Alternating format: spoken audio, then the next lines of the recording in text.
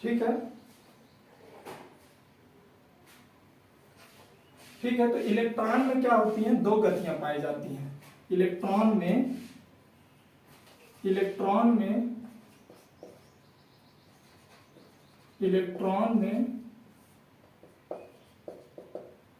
Electron की गतियां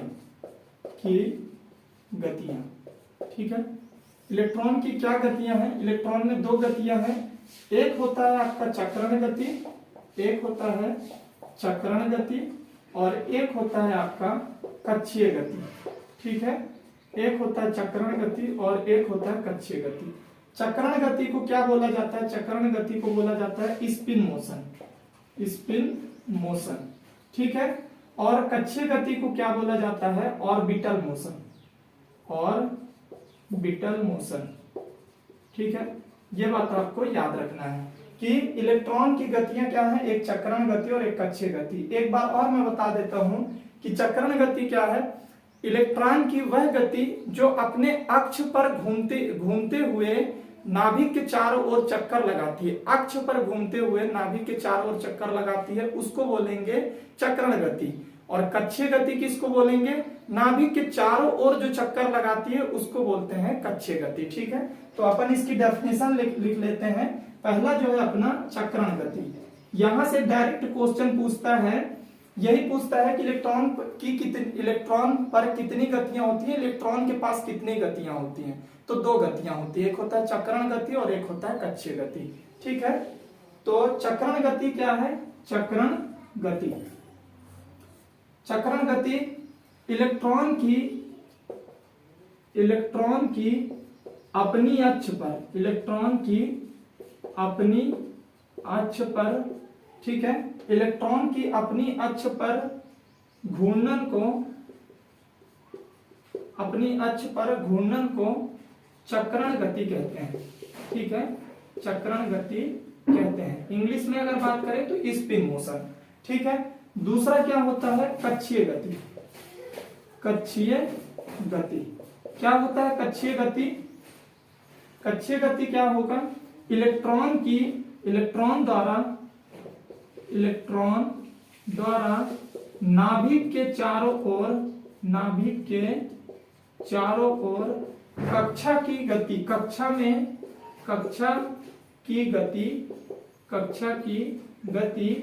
कक्षीय गति कहलाती है। ठीक है, क्या कहलाती है, कक्षीय गति कहलाती है। तो आप इन दोनों पॉइंट को नोट कर लीजिए कि इलेक्ट्रॉन पर दो गतियां होती हैं, एक तो चक्रण गति होता है और एक कक्षीय गति होता है। आई होप इतना समझ में आ गया होगा, आप इसको नोट कर लीजिए।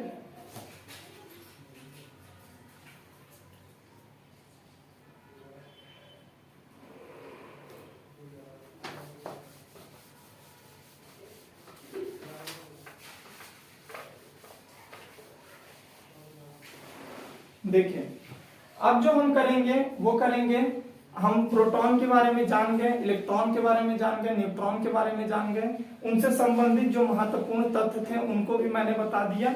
अब हम करेंगे इलेक्ट्रॉन, प्रोटॉन और न्यूट्रॉन की तुलना। यहां से क्वेश्चन पूछे जाते हैं। ठीक है, तो आप इसको नोट कीजिए, इलेक्ट्रॉन,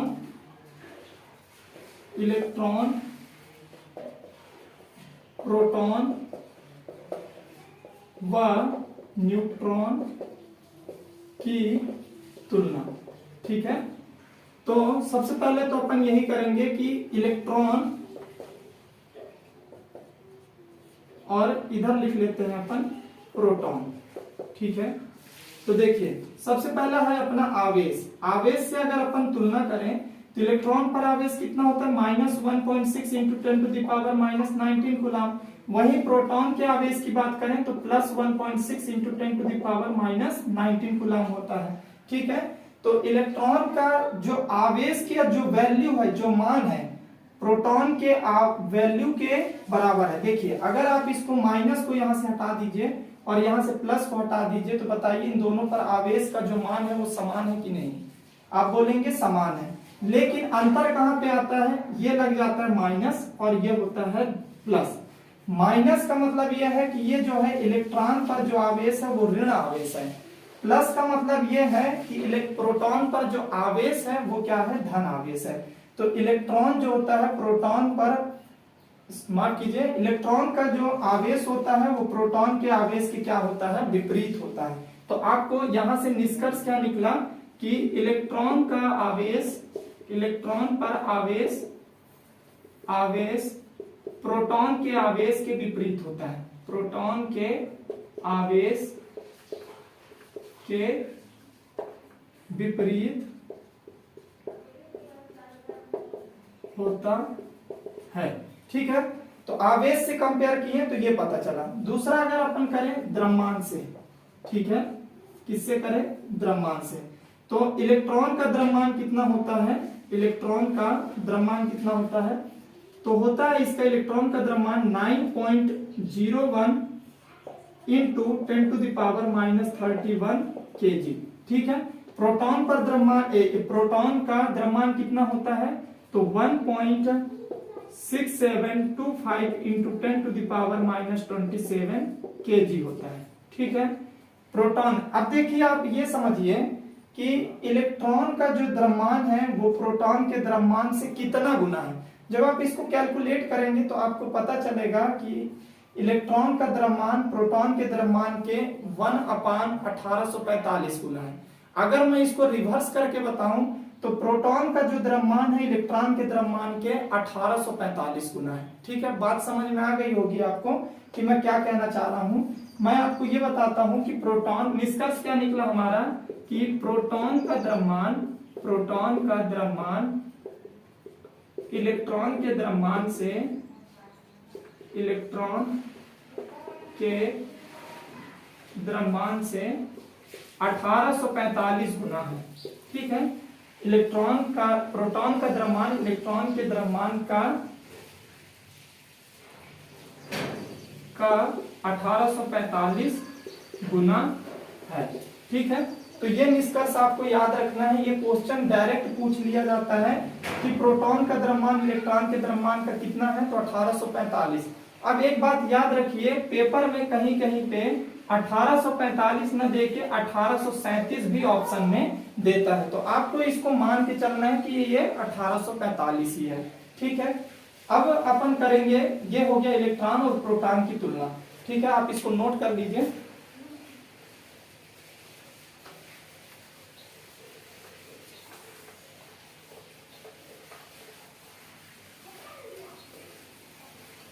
अब हम करेंगे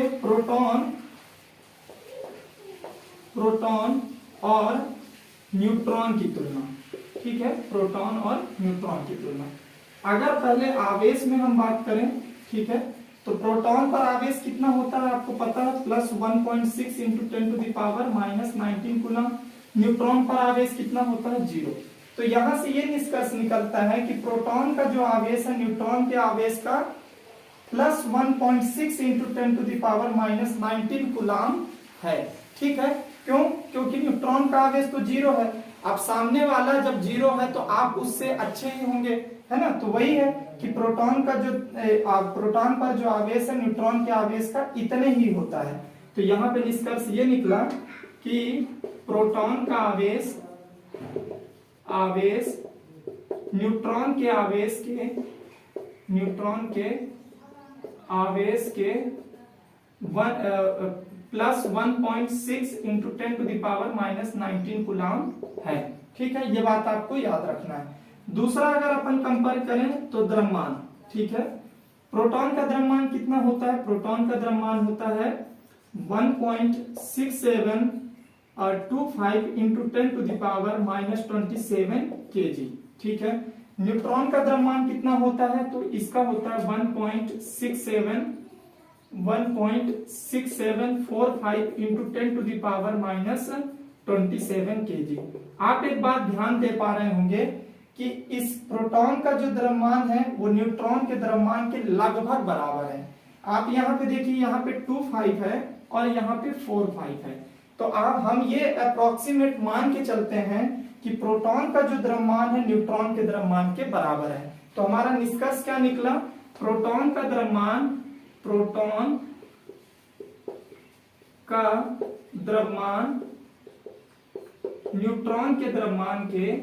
न्यूट्रॉन के द्रव्यमान के बराबर होता है। ठीक है, तो आपसे क्वेश्चन क्या पूछता है कि वह कौन सा पार्टिकल है या वह कौन सा कण है जिसके दोनों द्रव्यमान समान होते हैं। तो वो होता है एक हमारा प्रोटॉन और एक होता है न्यूट्रॉन। यही दो ऐसे पार्टिकल हैं जिनके द्रव्यमान क्या होते हैं, आपस में समान होते हैं, इक्वल होते हैं। ठीक है, तो आप इसको नोट कर लीजिए।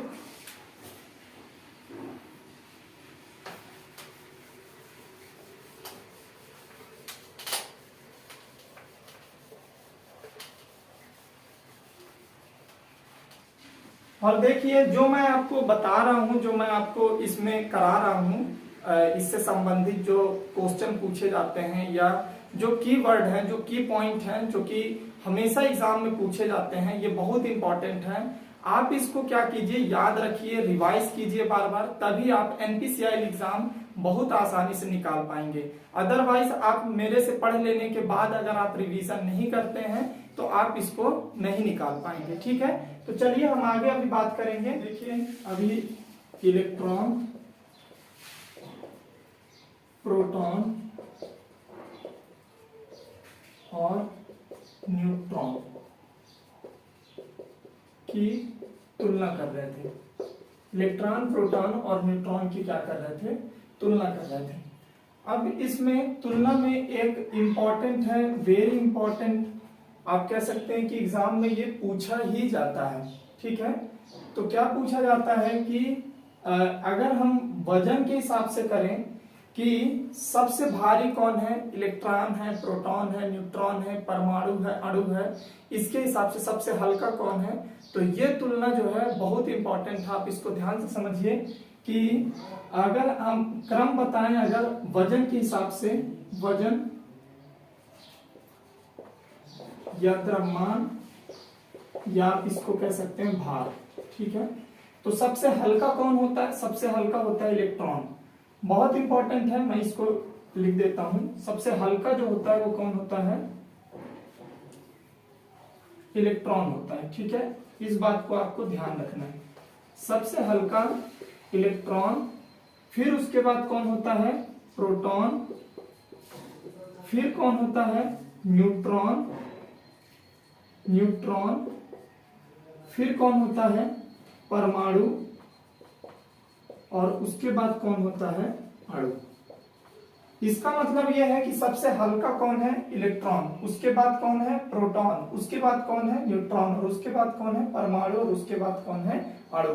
तो अणु जो हो गया, उस हिसाब से अगर बात करें तो अणु जो है सबसे भारी है और सबसे हल्का कौन है, इलेक्ट्रॉन। तो क्वेश्चन क्या पूछा जाता है इसमें कि सबसे हल्का कण है, सबसे हल्का कण है, सबसे, आप इसको लिख लीजिए, सबसे हल्का कण है। तो सबसे हल्का कण कौन है, इलेक्ट्रॉन। तो यहां पे सबसे हल्का कण है इलेक्ट्रॉन। अगर इस क्रम की अगर बात करें तो सबसे भारी कण कौन सा है, तो अणु। ठीक है, सबसे भारी, चूंकि अणु जो है वो कण ही है, तो सबसे भारी कण अणु है। ठीक है, सबसे भारी कण क्या है, अणु। और ये क्रम आपको याद रखना है, बहुत इंपॉर्टेंट है। ये आपको direct A B C D करके ऑप्शन में पूछ सकता है कि भार के अनुसार आप क्रम व्यवस्थित कीजिए कणों का या पार्टिकल का, है ना। तो इलेक्ट्रॉन, प्रोटॉन, न्यूट्रॉन, परमाणु और अणु। ठीक है, आई होप ये समझ में आ गया होगा। इसकी तुलना में एक यही था। ठीक है, तो आप इसको नोट कर लीजिए, मैं मिटा देता हूं उसके बाद।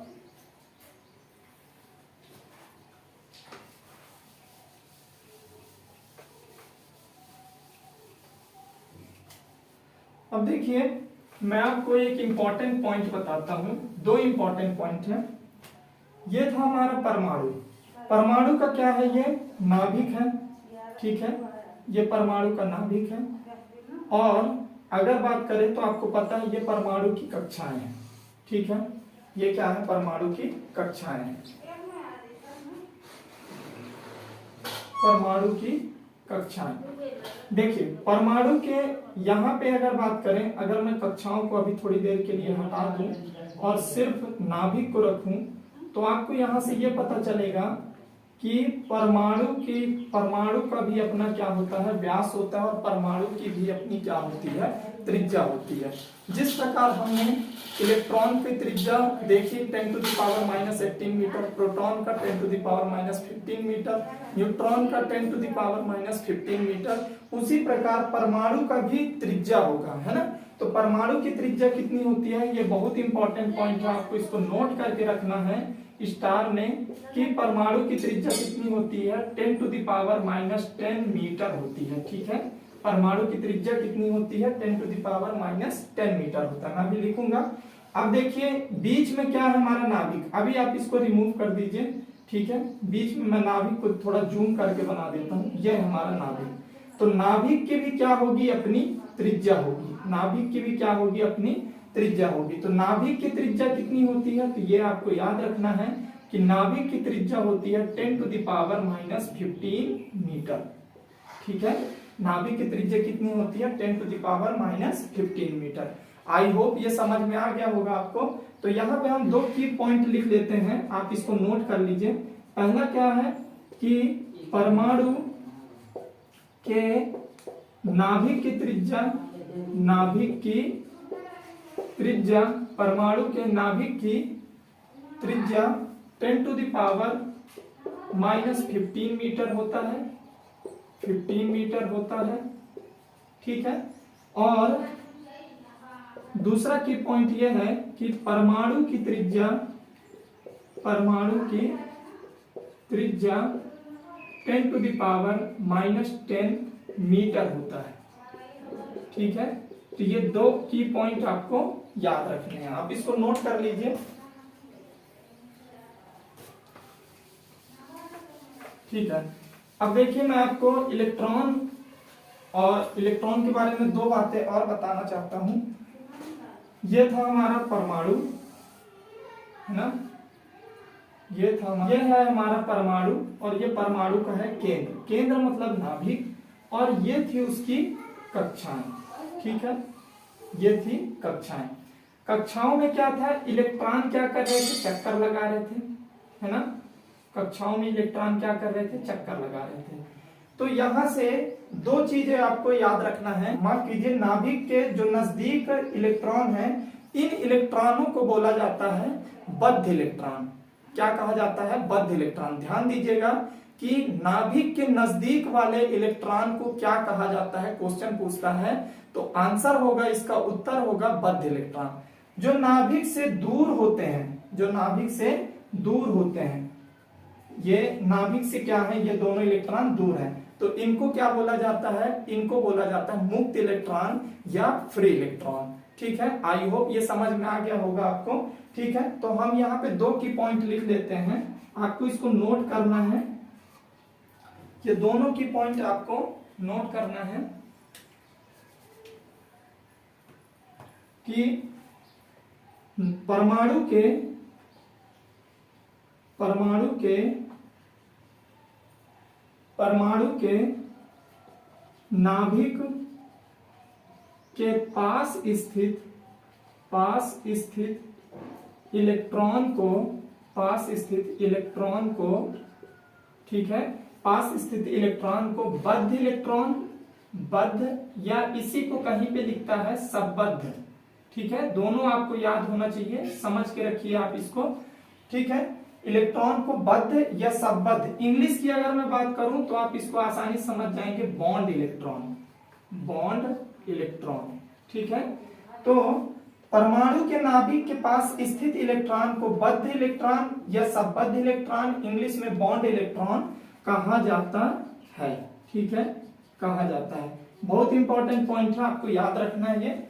और दूसरा की पॉइंट ये याद रखना है कि परमाणु के नाभिक से जो दूर कक्षा में इलेक्ट्रॉन होते हैं उनको मुक्त इलेक्ट्रॉन या फ्री इलेक्ट्रॉन कहा जाता है। ठीक है, तो परमाणु के नाभिक से दूर कक्षा में स्थित इलेक्ट्रॉन को मुक्त इलेक्ट्रॉन, मुक्त इलेक्ट्रॉन, या इंग्लिश की अगर बात करें मुक्त इलेक्ट्रॉन को क्या बोला जाता है, फ्री इलेक्ट्रॉन। मुक्त इलेक्ट्रॉन या फ्री इलेक्ट्रॉन कहते हैं। ठीक है, तो देख परमाणु के नाभिक से दूर कक्षा में स्थित इलेक्ट्रॉन को मुक्त इलेक्ट्रॉन या क्या कहते हैं, फ्री इलेक्ट्रॉन कहते हैं। यहीं से एक नया कॉन्सेप्ट आता है जिसको हम क्या बोलते हैं, फ्री इलेक्ट्रॉन। फ्री इलेक्ट्रॉन के कारण ही कोई पदार्थ किसी पदार्थ में विद्युत धारा क्या होता है, प्रवाहित होता है। ठीक है, तो कल के वीडियो में हम इसके आगे पढ़ेंगे और आधुनिक विद्युत धारा की परिभाषा पढ़ेंगे, उसका जो सूत्र है, ठीक है, और उसके क्या उससे संबंधित जो भी जानकारी है उसको हम आगे के वीडियो में कंटिन्यू करेंगे। ठीक है, तो आज के लिए इतना ही। यदि दोस्तों वीडियो अच्छा लगे तो वीडियो को लाइक कीजिए, अपने दोस्तों के साथ शेयर कीजिए, और कोई भी डाउट हो तो कमेंट जरूर कीजिए, मैं उसका रिप्लाई दूंगा। और यदि आज की वीडियो में आपको कुछ इंफॉर्मेटिव, कुछ नया जानकारी मिला हो तो यार प्लीज एक सब्सक्राइब तो, एक लाइक एक सब्सक्राइब तो बनता है, तो प्लीज लाइक कीजिए, शेयर कीजिए, कमेंट कीजिए और सब्सक्राइब भी कीजिए। जय हिंद।